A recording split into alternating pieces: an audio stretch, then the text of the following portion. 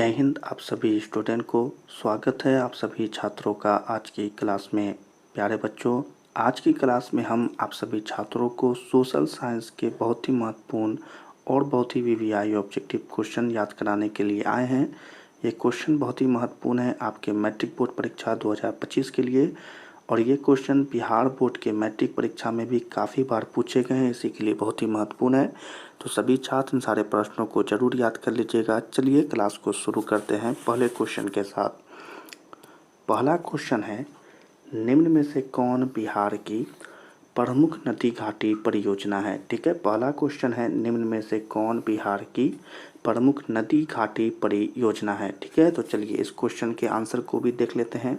आपको अगर इनका आंसर पता है तो कमेंट में ज़रूर बताएंगे। ठीक है, तो इस क्वेश्चन का आंसर हो जाएगा बच्चों सोन नदी घाटी। ठीक है, सही बच्चे याद रखेंगे, क्या हो जाएगा इसका आंसर सोन नदी घाटी एकदम सही आंसर होगा, और सही बच्चे याद भी रखेंगे। ठीक है, चलिए अगले क्वेश्चन की तरफ बढ़ते हैं। अगला प्रश्न है, भारत में 2001 में कितने प्रतिशत भौगोलिक क्षेत्र में वन का विस्तार था। क्वेश्चन है, भारत में 2001 में कितने प्रतिशत भौगोलिक क्षेत्र में वन का विस्तार था। तो चलिए इसके आंसर को देखते हैं। तो इसका सही आंसर हो जाएगा बच्चों 19.27%। ठीक है, सही बच्चे याद रखेंगे, क्या हो जाएगा आंसर 19.27% एकदम सही आंसर हो जाएगा, सभी बच्चे याद रखेंगे। चलिए अगले क्लास के अगले क्वेश्चन को देखते हैं। अगला क्वेश्चन है, वनस्थिति रिपोर्ट 2005 के अनुसार भारत में वन का विस्तार है। ठीक है, वनस्थिति रिपोर्ट 2005 के अनुसार भारत में वन का विस्तार है। तो चलिए इसके आंसर को देखते हैं, और इसका जो सही आंसर हो जाएगा बच्चों वो हो जाएगा 20.60% भौगोलिक क्षेत्र में। ठीक है, सही बच्चे याद रखेंगे, क्या हो जाएगा आंसर 20.60% भौगोलिक क्षेत्र में। ठीक है, एकदम सही आंसर हो जाएगा, इसको याद रखेंगे सही बच्चे। चलिए अगले क्वेश्चन की तरफ बढ़ते हैं। अगला प्रश्न है, बिहार में कितने प्रतिशत भौगोलिक क्षेत्र में वन का फैलाव है। क्वेश्चन है, बिहार में कितने प्रतिशत भौगोलिक क्षेत्र में वन का फैलाव है। तो चलिए इसके आंसर को देखते हैं, और इसका सही आंसर हो जाएगा बच्चों 7.1%। ठीक है, सभी बच्चे याद रखेंगे, क्या हो जाएगा आंसर 7.1% इस क्वेश्चन का एकदम सही आंसर हो जाएगा, सही बच्चे याद रखेंगे। चलिए अगले क्वेश्चन की तरफ बढ़ते हैं। अगला प्रश्न है, पूर्वोत्तर राज्यों के 188 ठीक है, पूर्वोत्तर राज्यों के 188 आदिवासी जिलों में देश के कुल क्षेत्र का कितना प्रतिशत वन है। ठीक है, कितना प्रतिशत वन है। पूर्वोत्तर राज्य के 188 आदिवासी जिलों में देश के कुल क्षेत्र का कितना प्रतिशत वन है। तो चलिए इसके आंसर को देख लेते हैं, और बच्चों इसका आंसर हो जाएगा 60.11%। ठीक है, सही बच्चे याद रखेंगे, क्या हो जाएगा आंसर 60.11% एकदम सही आंसर हो जाएगा इस क्वेश्चन का, सही बच्चे याद रखेंगे। चलिए अगले क्वेश्चन की तरफ बढ़ते हैं। अगला प्रश्न है, भारत के किस राज्य में वन का सबसे अधिक विस्तार है। क्वेश्चन है, भारत के किस राज्य में वन का सबसे अधिक विस्तार है। ठीक है, तो चलिए इसके आंसर को देखते हैं बच्चों, और इस क्वेश्चन का जो आंसर है वो है मध्य प्रदेश। सही बच्चे याद रखेंगे, क्या हो जाएगा मध्य प्रदेश एकदम सही आंसर हो जाएगा, और सही बच्चे भी याद रखेंगे। ठीक है, चलिए अगले क्वेश्चन की तरफ बढ़ते हैं। अगला प्रश्न है, वन संरक्षण एवं प्रबंधन की दृष्टि से वनों को वर्गीकृत किया गया है। क्वेश्चन है, वन संरक्षण एवं प्रबंधन की दृष्टि से वनों को वर्गीकृत किया गया है। ठीक है, कितने वर्गों में इन्हें वर्गीकृत किया गया है। तो इसका आंसर हो जाएगा 3 वर्गों में वर्गीकृत किया गया है। ठीक है बच्चों, याद रखेंगे, क्या हो जाएगा आंसर 3 वर्गों में वर्गीकृत किए हैं। ऊपर वाले क्वेश्चन का एकदम सही आंसर होगा 3 वर्गों में। ठीक है, चलिए अगले क्वेश्चन की तरफ बढ़ते हैं। अगला प्रश्न है, 2011 की जनगणना के अनुसार भारत की आबादी थी।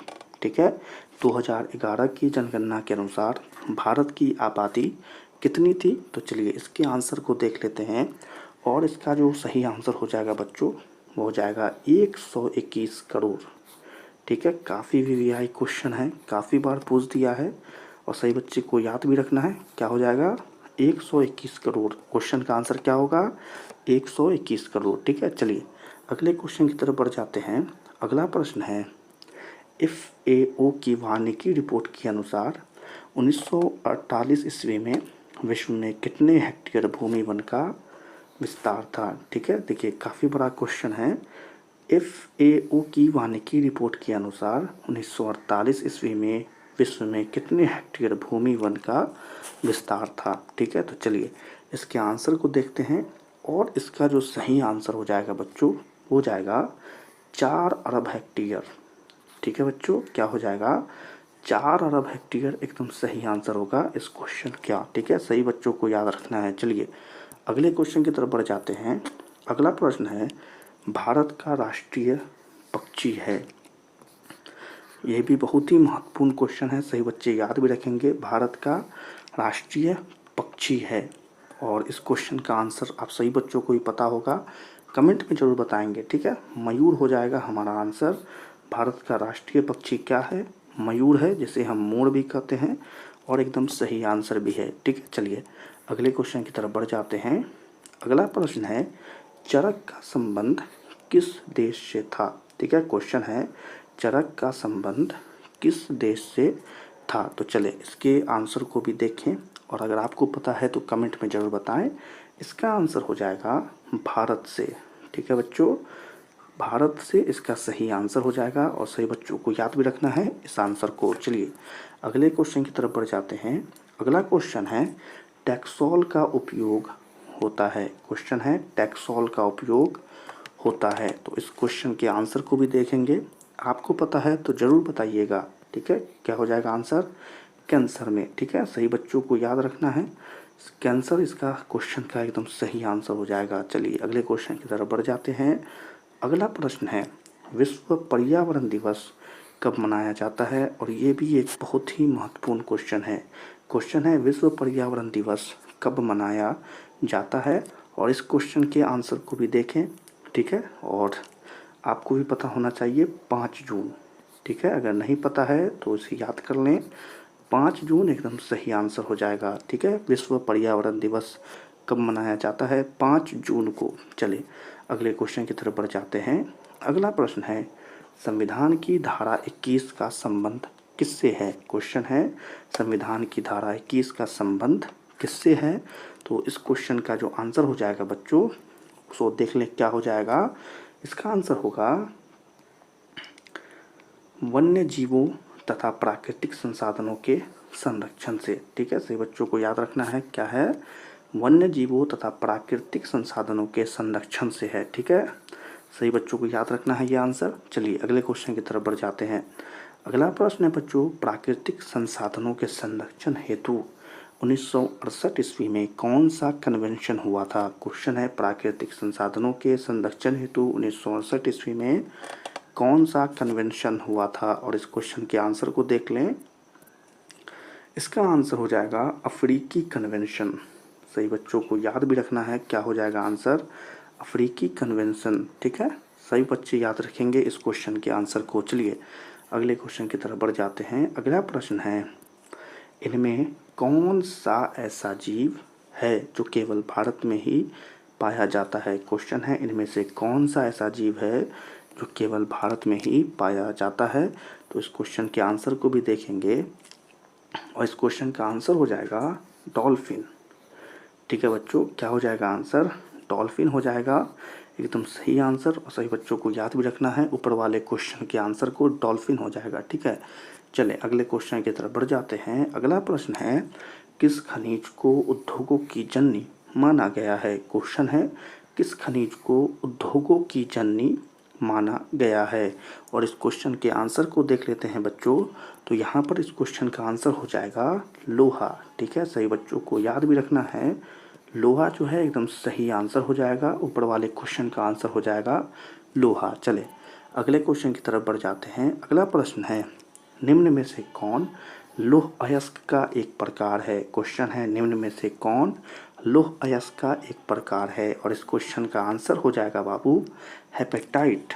ठीक है, सही बच्चे याद भी रखेंगे, क्या हो जाएगा आंसर? हेपेटाइट इस क्वेश्चन का एकदम सही आंसर हो जाएगा। ऊपर वाले क्वेश्चन का क्या होगा आंसर? हेमेटाइट। ठीक है, हेमेटाइट। चले अगले क्वेश्चन की तरफ बढ़ते हैं। हमारा अगला प्रश्न है, भारत का सबसे बड़ा लौह अयस्क उत्पादक वाला राज्य कौन सा है? क्वेश्चन है, भारत का सबसे बड़ा लौह अयस्क उत्पादक वाला राज्य कौन सा है? और इस क्वेश्चन का आंसर हो जाएगा कर्नाटक। ठीक है बच्चों, क्या हो जाएगा आंसर? कर्नाटक हो जाएगा इस क्वेश्चन का एकदम सही आंसर। और सही बच्चों को याद भी रखना है, कर्नाटक। चलें अगले क्वेश्चन की तरफ बढ़ जाते हैं। हमारा अगला प्रश्न है, भारत में लगभग कितने खनिज पाए जाते हैं? और काफ़ी वीवीआई क्वेश्चन है ये।